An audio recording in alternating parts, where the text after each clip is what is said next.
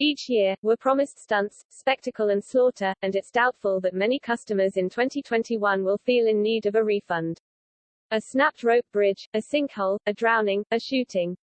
The atmosphere was very much 1970s disaster movie. In fact, the only thing missing was Steve McQueen in a fire officer's helmet. So, job done, you'd think. We were told there'd be carnage and now 3 people are dead.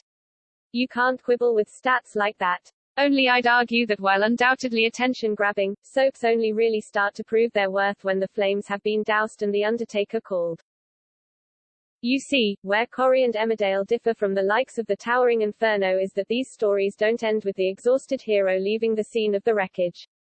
In Soapland, the actual catastrophe is merely the scene setter. And what we engage with most is what happens after the event. Yes, we might marvel at the technical feat of sewers being erected in a TV studio or the special effects trickery of green screen river rapids. But the stunt work would count for naught if the fallout from the catastrophe were lackluster. But, this week, with all the mayhem over, Corrie has walloped us yet again with the heart-rending scene of Sam, or Poor Sam, as he's now known after trending on Twitter, speaking to his injured mum Natasha for what would turn out to be the final time. It was a proper gut-punch moment but must have been made for a mere fraction of what it cost to construct a yawning sinkhole. Yet it's this goodbye that I believe most viewers will think of in years to come rather than the sight of Leanne trying to escape Harvey while dressed as Morticia, or Shona inching Jenny towards safety. The fact that we've familiarized ourselves with Sam and Natasha's bond prior to the disaster means that we're fully caught up in its severing. The calamity in the middle becomes just a bit of an expensive MacGuffin, the necessary bridge that takes us to the part of the plot that affects us the most, the emotional toll. We see this time and again whenever there's a high-profile murder or explosion. What do we remember most about Lucy Beale's death on EastEnders? Answer: Ian sobbing in Phil Mitchell's arms.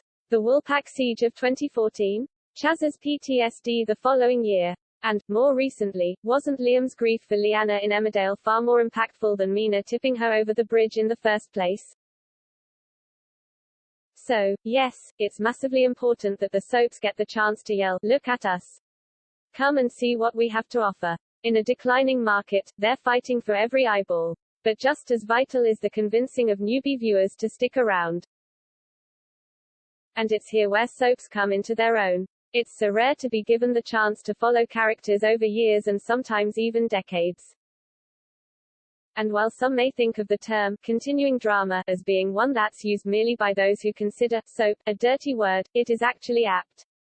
These are tales of endurance, perseverance and of adversity being met and dealt with. As Sam has shown in those moving scenes on Monday with Dad Nick, what matters most is not the bloodbath, but the aftermath.